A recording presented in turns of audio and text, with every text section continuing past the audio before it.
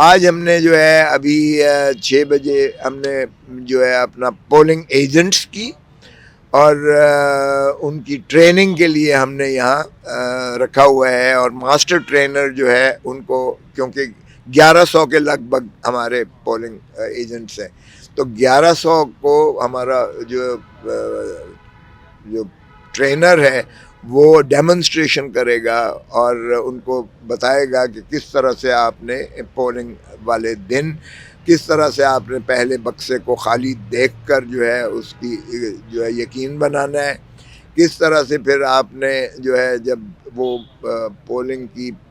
جو ووٹرز کی پرچیاں لیتے ہیں، ایک 100 کی ایک پرچی، ایک بک ہوتی ہے،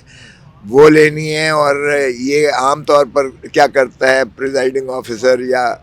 جو پولنگ آفیسر ہے کہ وہ کہتا ہے جی 10-12 لگیں گی تو آپ سارے سائن کر دیں۔ وہ کبھی ہم نے کہا ہے کہ نہیں کرنا، اس لیے کہ اگر 6 لگتی ہیں اور 6 بچ جاتی ہیں تو وہ بعد میں وہ 6 جو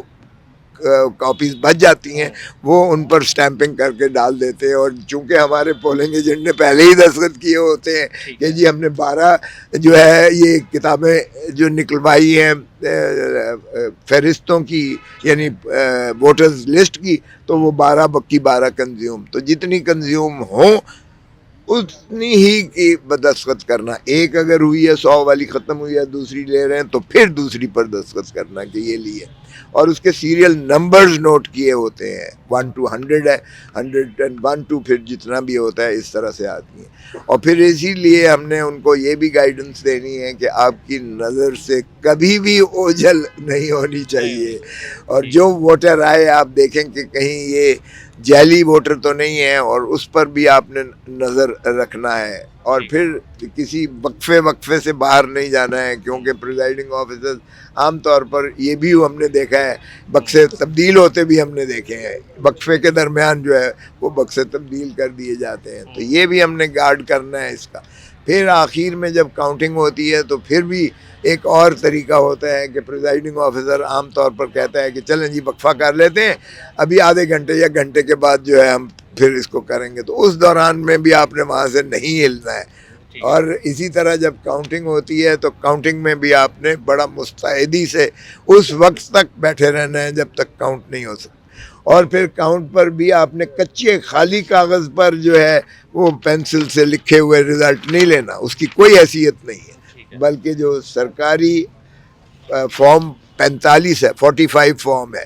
آفیشیل، جس پر اس کا مہر بھی ہوگی، اس کی دستخط بھی ہوں گے ریٹرننگ آفیسر کے، آپ کے دستخط بھی ہوں گے، اور پھر لینے، اور پھر جب وہ جب کاؤنٹ کے بعد وہ سیل کرتا ہے ان بیگز کو، تو اس پر بھی آپ کی جو ہے مہر یقینی ہونی چاہیے، ثبت ہونی چاہیے، اور پھر یہ بھی اس کو نہ دیں کہ وہ پریزائڈنگ آفیسر وہ ریٹرننگ آفیسر سے اپنی وین میں یا گاڑی میں لے کر جائے، وہاں بھی پہرا دینا پڑے گا کہ ریٹرننگ آفیسر ترسیل کرے۔ پھر ریٹرننگ آفیسر جو ہے وہ جب تک اس میں محافظ خانے میں نہیں داخل کرواتا تب تک جو ہے ساتھ رہنا ہے۔ سو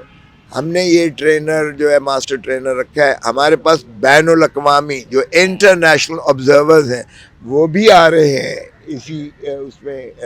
6 بجے، اور وہ بھی آبزرو کریں گے کہ یہ ہم کس انداز سے جو ہے ان کو وہ ٹریننگ دے رہے ہیں، اور ان کو کیا کیا جو ہے اس میں تحفظات ہیں، کیا کیا ان کے سوالات ہوں گے، کس طریقے سے انہوں نے جو ہے ریگنگ کرنی ہے، یا کس طرح سے انہوں نے اس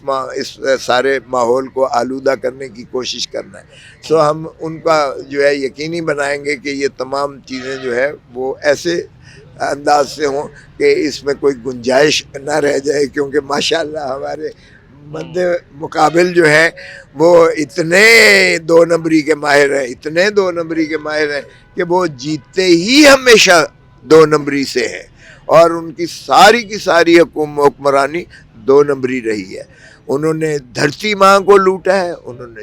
ڈاکے مارے ہیں، انہوں نے جو ہے قتل گاری ماڈل ٹاؤن کی انہوں نے کی ہے، وہ کسی بھی نہج تک کسی بھی لیول تک جا سکتے ہیں، کیونکہ یہاں ان کو دھرتی ماں سے پیار نہیں ہے، ان کو اقتدار چاہیے، اور اقتدار بھی اس لیے نہیں چاہیے کہ ملک کی خدمت کرنی ہے، بلکہ اس لیے چاہیے کہ انہوں نے اپنی دولتیں اور اپنا جو ہے لوٹ کر اس ملک کو اور اس ملک کے وسائل کو لوٹ کر انہوں نے اپنی جاگیریں اور جائیدادیں باہر بنانی ہیں، کیونکہ ان کا سارا کچھ جو ہے باہر ہے، اس ملک سے باہر ہے، اور صرف وہ یہاں لوٹنے کے لیے آتے ہیں۔ اقتدار عوام کے جو ہے،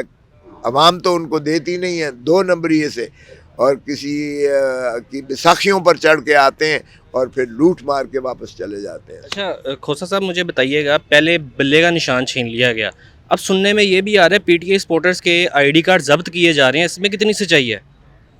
کچھ بلاک ہوئے ہیں جو ہم نے پٹیشنز کی ہیں، لیکن دیکھیں کہ وہ میس اسکیل پہ نہیں کیا جا سکتا ہے۔ اب ظلم ہوتا ہے۔ آپ نے یہاں بھی بڑا کوشش کی، ہمارے پولنگ سٹیشنز جو ہیں آپ نے تبدیل کیے، میرے پاس روز جوک در جوک آتے ہیں، اور یہ میں نے بھی 50 سال کے بہت الیکشن لڑے، لیکن یہ میری زندگی کا پہلا الیکشن ہے جس میں ووٹر چل کے آ رہا ہے، ووٹر چل کے امیدوار کے پاس آ رہا ہے کہ جی میں آپ کا فلاں وارڈ میں ہوں، میں فلاں وارڈ میں ہوں۔ یہ دیکھیں جی، میں پولنگ سٹیشن دیکھنے گیا ہوں تو وہاں انہوں نے تو بورڈ ہی بدل دیا ہے، اسکول کا بورڈ ہی بدل دیا ہے، اور یہ کنفیوژن کریٹ کرنے کی کوشش کی ہے تاکہ ووٹر جب جائے تو وہ دیکھے یار یہ تو وہ اسکول کا نام ہی نہیں ہے، اور وہ واپس چلا جائے گھر پہ۔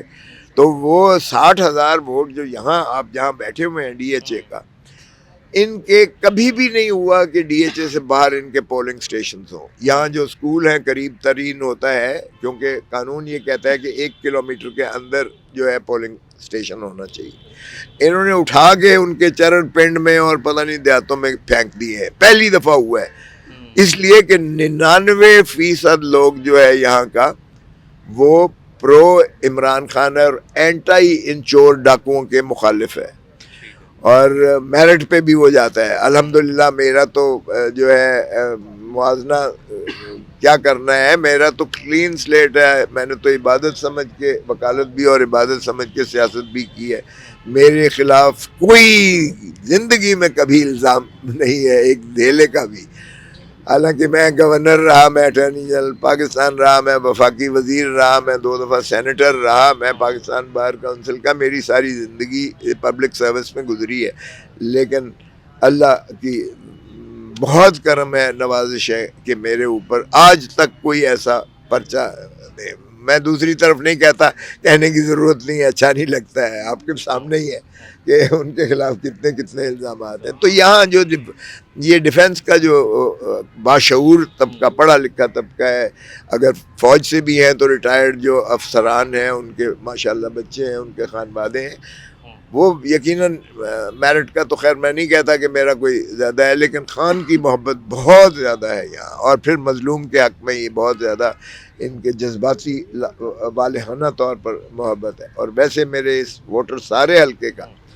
وہ اب ان کی ضد بن گئی ہے عمران خان کو ووٹ دینے کی، اور وہ لاوا جو ہے وہ انشاءاللہ 8 تاریخ کو ووٹ کی شکل میں پھٹ کر آپ کے سامنے آئے گا، کیونکہ وہ کہتے ہیں یہ کون ہوتے ہیں ہمارے ہر دل عزیز کو ہم سے چھیننے کا، یا اس طرح سے بے دردی سے، بے حیائی سے ان کو سزائیں کرنے کا۔ اور جو چور لٹیرے ڈاکو تھے وہ 22 مہینے میں ان کا ایک ہی کام تھا کہ اپنے کیسز کو ختم کروا کے اپنے آپ کو وہ بڑا پوتر کر کے اور دودھ کا دھلا ہوا بن کے، اور پھر پاکستان کو لوٹنے کے لیے پھر اپنے آپ کو حاضر کر دیا۔ اچھا مجھے بتائیے گا، پہلے سائفر کیس میں خان صاحب کو سزا ہوئی، پھر توشہ خانہ کیس میں ہوئی،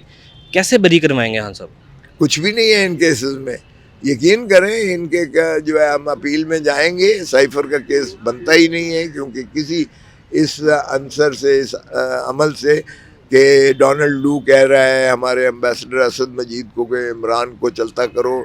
عدم اعتماد کے ذریعے تو امریکہ تمہیں معاف کر دے گا۔ وہ بھائی شرم آنی چاہیے، یہ پاکستان کی غیرت اور حمیت، 25 کروڑ پاکستانیوں کی غیرت اور حمیت کا جنازہ نکالنے کے مترادف ہے اس کیس میں اس کو اندر کرنا۔ کیا ہم امریکہ کے غلام ہیں کہ ہم اس طرح سے نکال دیں؟ اور پھر کون سی سیکیورٹی اس میں جو ہے انوالو تھی؟ کیا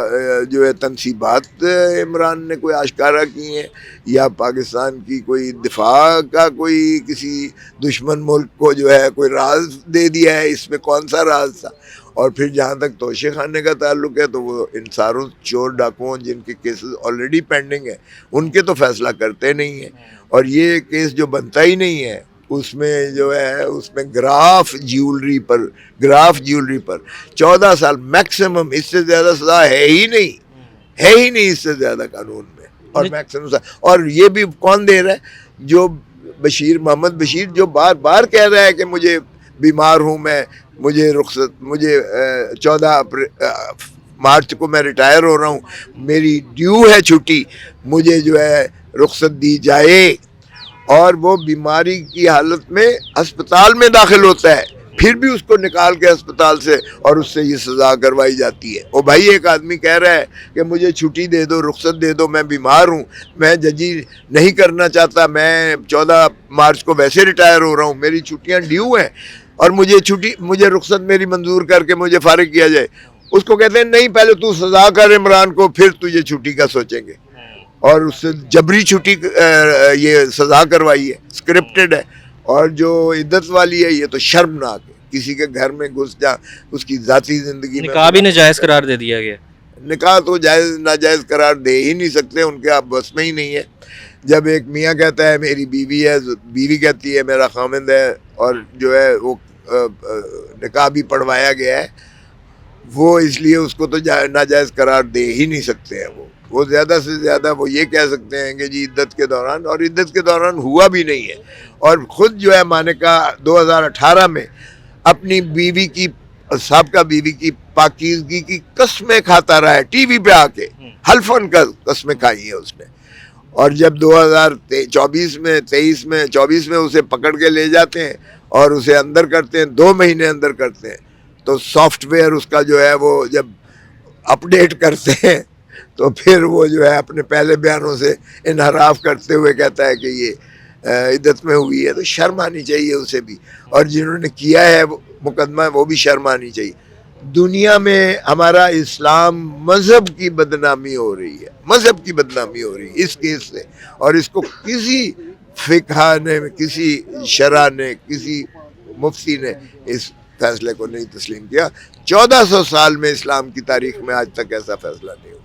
بہت شکریہ آپ کا خوسا صاحب. جی ناظرین، میرے ساتھ سردار لطیف خوسا صاحب موجود تھے. ان کی گفتگو آپ نے ملاحظہ کی. اس کے ساتھ ہی اپنے میزبان احسن ظفر کو دیں اجازت. اللہ حافظ.